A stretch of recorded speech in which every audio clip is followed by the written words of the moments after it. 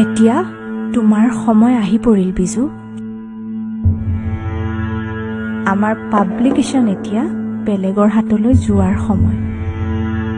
আৰু এই সময়খিনিত যদি তুমি এই শ্বেয়াৰখিনি নিজৰ নামত কৰিব পাৰা, তেনেহ'লে আমাৰ প্লেন ছাকচেছ।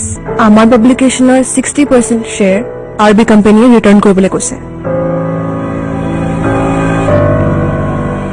আৰু এইটো সময়ত ইমান ডাঙৰ এটা এমাউণ্ট আমি বে কৰিব পৰা অৱস্থাত নাই খুৰা।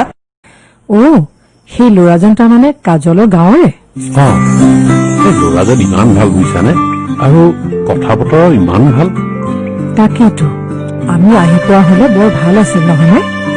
খুৰীদেউ ফোনত কথা পাতি আছিলো, মইহে ধৰিব নোৱাৰিলো। এতিয়াহে বুজি পাইছো। কাজলহঁতৰ লগত ইমান ভাল সম্পৰ্ক যেতিয়া অহা যোৱাটো চলিয়ে থাকিব। সেইটোতো হয় বাৰু।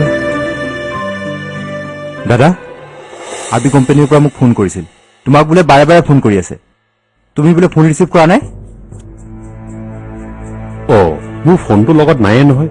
কি ক'লে তেওঁলোকে? মোক বিশেষ একো কোৱা নাই। তুমি এটা ফোন কৰাচোন। ঠিক আছে বাৰু, মই কৰি আছো।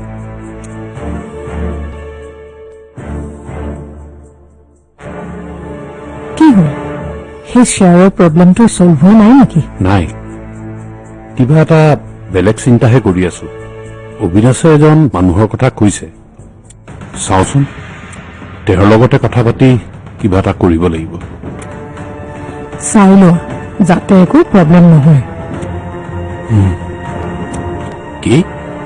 কি বুলি ক'লে নামটো? ৰূপমজিত বৰুৱা। ৰূপম?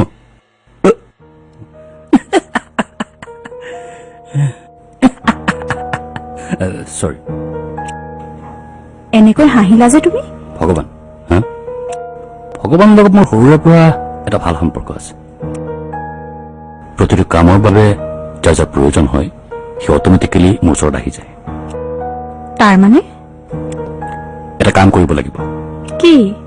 অৰিন্দম বৰুৱাৰ লগত যিহেতু ৰুক্মৰ এটা ভাল সম্পৰ্ক হৈছেই, তেখেতক ডিনাৰ পাৰ্টিত ইনভাইট কৰিব লাগিব। হয়তো পাৰ্টিটোত ময়ো থাকিম।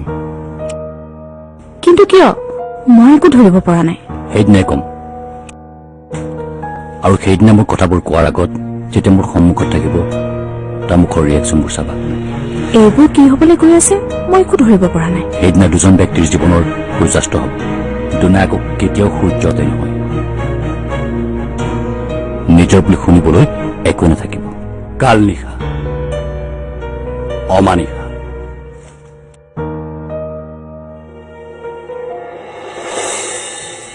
ইমান এটা টেনচনৰ সময়ত ময়ো দেউতাক একো হেল্প কৰিব পৰা নাই, কোনো ফালৰ পৰা একো ছাজেষ্ট কৰিব পৰা নাই।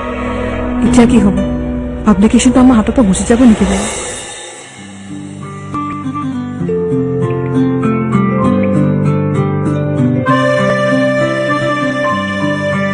মা,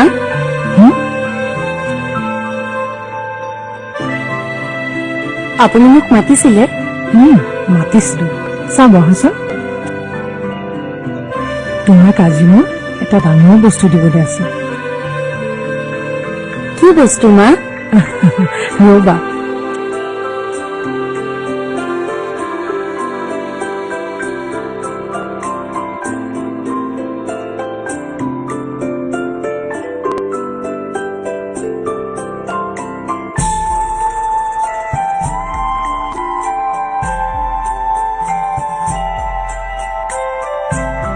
কাজন, এই খাৰুযোৰ মই যেতিয়া বিয়া হৈ আহিছিলো এইখন ঘৰলৈ, মোৰ শাহুৱে মোক দিছিল দায়িত্ব। এই খাৰুযোৰ আমাৰ বংশৰ চিন, মৰ্যাদা। আজিৰ পৰা এই খাৰুযোৰৰ দায়িত্ব তোমাক দিলো মই।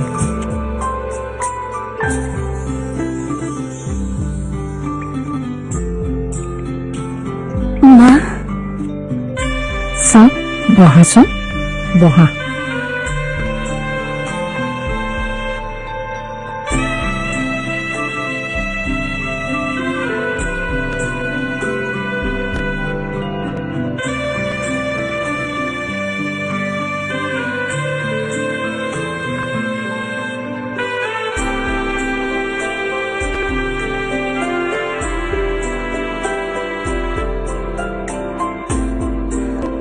মা, আপুনি মোক ইমান মৰম দিছে, ভগৱানৰ ওচৰত মই এতিয়া এটাই প্ৰাৰ্থনা কৰোঁ, আপুনি যাতে মোৰ বাবে কেতিয়াও কষ্ট নাপায়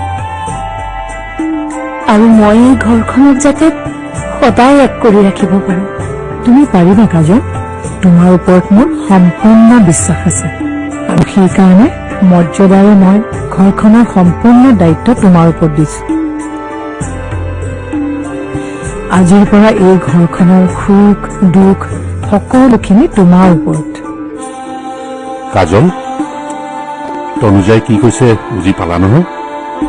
এতিয়াৰ পৰা এই ঘৰখনৰ বহুত দায়িত্ব তোমাৰ ওপৰত।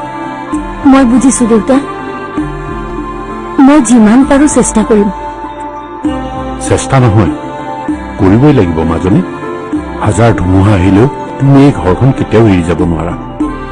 কোনোবাই খং কৰিলেও, তোমাক বেয়াকে কলেও নিজকে নিজৰ মাজতে বুজাব লাগিব। তুমি পাৰিবানে? পাৰিম মা, মই নিশ্চয় পাৰিম।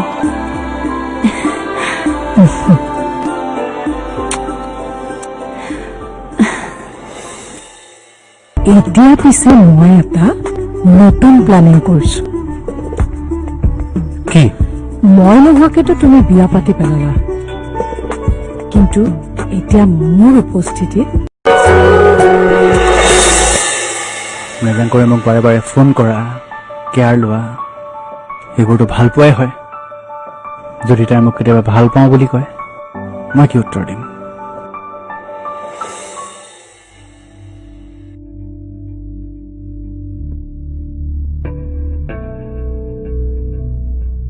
মা, তুমি কাজলক কি দিছা? তাই একেবাৰে ফূৰ্তিতে কিবা হৈ আছে। এতিয়া কাজল আচলতে সেই খাৰুযোৰ পোৱাৰ যোগ্য আৰু মই মৰমতে সেইকাৰণে দিছো। বুজিছো। থেংক ইউ মা, তুমি কাজলক বুজি পাই ইমানখিনি মৰম দিলা।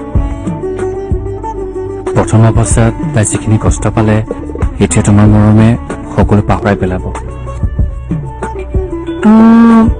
এতিয়া পিছে মই এটা নতুন প্লেনিং কৰিছো। কি? মই নোহোৱাকেতো তুমি বিয়া পাতি পেলালা, কিন্তু এতিয়া মোৰ উপস্থিতিত তোমাৰ বিয়াৰ সকলো নীতি নিয়ম আকৌ হ'ব লাগিব। কি? আকৌ এইবোৰ? কিয়? মই তোমাৰ সেই বিশেষ দিনটোৰ আনন্দ ল'ব নালাগে নেকি? সেইটো হয় মা, কিন্তু ইমানবোৰ এৰেঞ্জমেণ্ট। মৰম, সেইবোৰ তুমি মোৰ ওপৰত এৰি দিয়া। কাক মাতিব লাগে, কি কৰিব লাগে, সেইবোৰ মই কৰিম নহয়। ঠিক আছে, তুমি যি কৰিব বিচাৰিছা তাকে কৰা। মোক কিন্তু ইনভিটেশ্যন দিয়াৰ দায়িত্ব নিদিবা। নিদিম দিয়া, সকলোখিনি মই কৰিম, তুমি একো টেনশ্যন ল'ব নালাগে। কেৱল এবাৰ অন্যমৰ লগত ডিছকাছো কৰি ল'ম। হ'ব দিয়া, দেউতা অফিচৰ কিবা এটা টেনশ্যনত আছে, তুমি মোকতো চাই ক'বা। ঠিক আছে, তুমি সেইবোৰ একো টেনশ্যন ল'ব নালাগে, চব মই কৰিম। তুমি খুৰাই কোৱা কথাবোৰ মানি ল'ব পাৰা দেউতা, কাৰণ তেওঁ যিহেতু আমাক নিজে সহায় কৰিম বুলি কৈছে, তাতে আৰু সন্দেহ কৰিবলগীয়া একো নাই।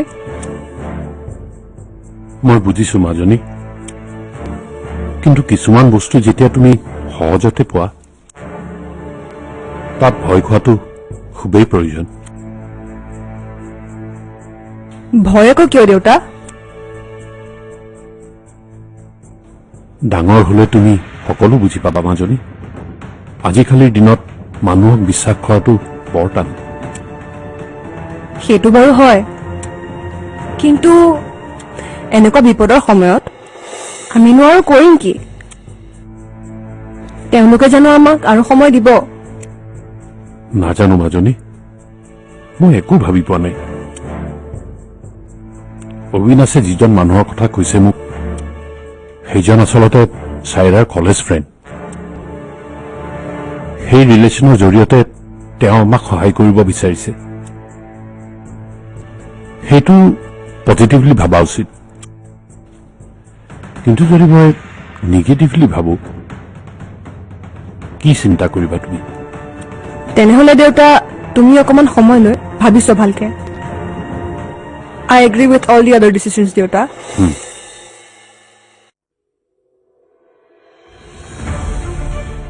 সময় আৰু মোৰ মাজত বহুতেই ভাল সম্পৰ্ক.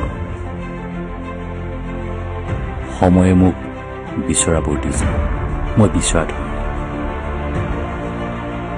এতিয়া অৰিন্দম বৰুৱাৰ ঘৰত জ্বলাব বিচৰা জুইকুৰাও নিশ্চয় জুই, কাৰণ মোৰ প্লেনিং মতে শ্বেয়াৰ হোল্ডাৰখিনিও জোৰ দিব অৰিন্দম বৰুৱা.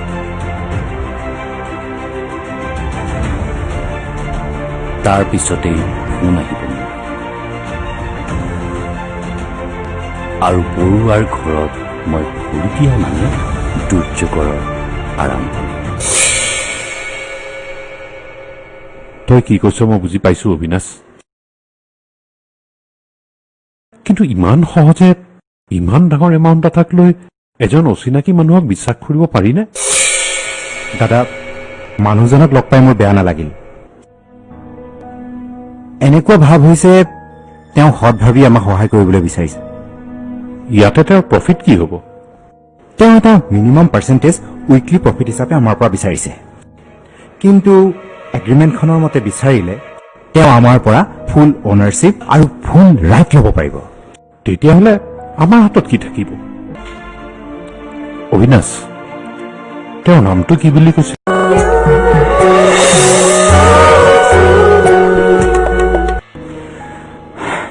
মোৰ সেইটোৱে চিন্তা হৈছে,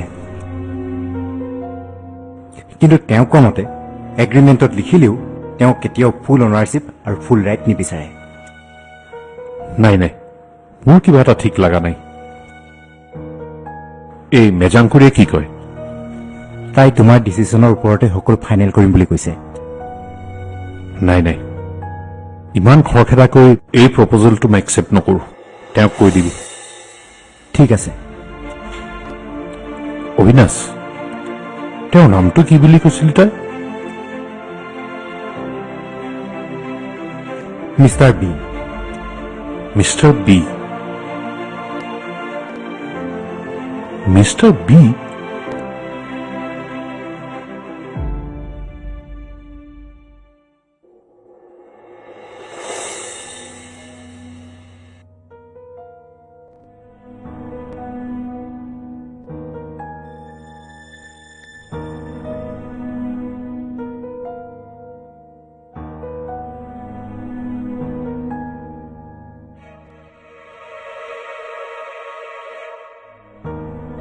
দাদা, আৰবি কোম্পানী আৰু আমাৰ বাকী শ্বেয়াৰ হোল্ডাৰ্ছবোৰে ফোন কৰি আছে. যদি দুদিনৰ ভিতৰত এটা ৰিজাল্ট নিদিওঁ তেওঁলোকে হেনো নিজ ইচ্ছামতে শ্বেয়াৰবোৰ বিক্ৰী কৰিবলৈ বাধ্য হ'ব. মই বৰ টেনশ্যনত আছো অবিনাশ. কি কৰোঁ একো উপায় উলিয়াব পৰা নাই. তেনেহ'লে এতিয়া কি কৰিবা? গুৰু, তেওঁৰ কথাখিনি ঠিক আছিল নেকি বাৰু? এগ্ৰিমেণ্টখন মানি লোৱাই ভাল হ'ব নেকি বাৰু? মোৰ মতে সেইটোৱে কৰা ভাল হ'ব. দাদা, তুমি মিষ্টাৰ বিৰ লগত এখন ডাইৰেক্ট মিটিং কৰিবা নেকি?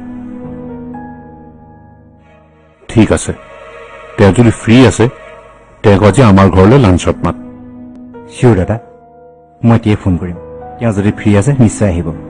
তই এতিয়াই ফোন কৰ, কাৰণ এই পৰিস্থিতিত মই তেওঁৰ বাহিৰে বেলেগ একো অপশ্যন বিচাৰি পোৱা নাই. হ'ব দাদা, তুমি টেনশ্যন নল'বা. এতিয়া ফোন কৰিলেও তেওঁ পজিটিভ ৰেছপণ্ড কৰিবই, কাৰণ তেওঁ বহুত ইণ্টাৰেষ্টেড হৈ আছে আমাৰ পাব্লিকেশ্যনৰ শ্বেয়াৰ হোল্ডাৰ হ'বলৈ. বেপাৰত নতুনকৈ নামিছে, দৰদাম কৰি ভাল লাগিব. সেইটোও মই চিন্তা কৰিছোঁ. এক মিনিট.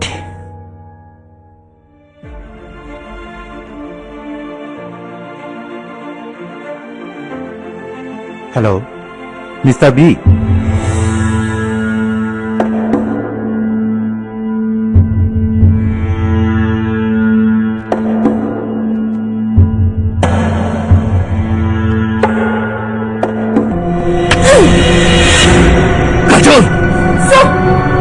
একদম চুপ. দাদাই মোক নিজেই কৈছে তই তাক চিগাৰেটত কিবা এটা মিলাই খুৱাইছ বুলি. এতিয়া তই কিয় কৰিছ বিজু?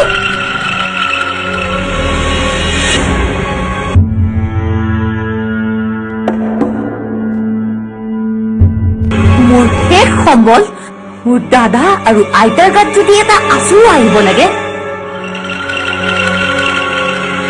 আৰু তাৰ বাবে যদি মই তেওঁলোকক শেষ বিদায় দিব লাগে মই কি কৰিব পাৰো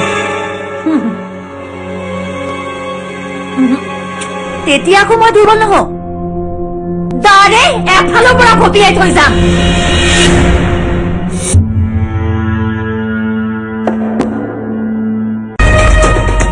এইবোৰ মিছা কথা সঁচা নথি পত্ৰ মোৰ হাতত আছে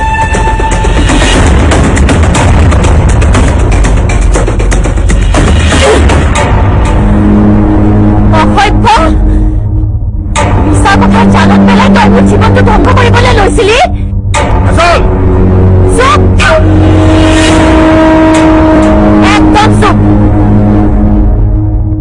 মোৰ মা দেউতা নাথাকিলেও সৰুতে আইতাই শিকাইছে তাৰ লগত কেনেকৈ ব্যৱহাৰ কৰিব লাগে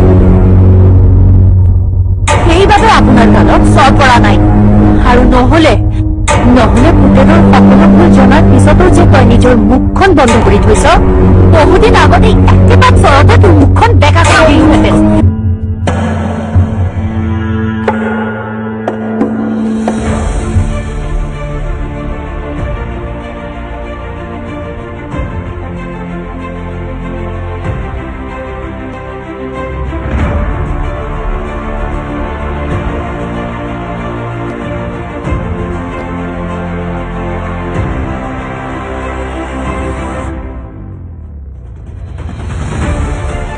Thanks for coming, Mr. T. White and yellow combination. Good. Peaceful color. Wall color কথা কৈছো শান্তিপ্ৰিয় মানুহ তাকেইতো আমিতো শান্তিত থাকিয়ে ভাল পাওঁ আচ্ছা আপুনি বহক থেংকছ মোৰ অনুৰোধটো একেবাৰতে ৰক্ষা কৰাৰ বাবে আপোনাক অশেষ ধন্যবাদ য়েছ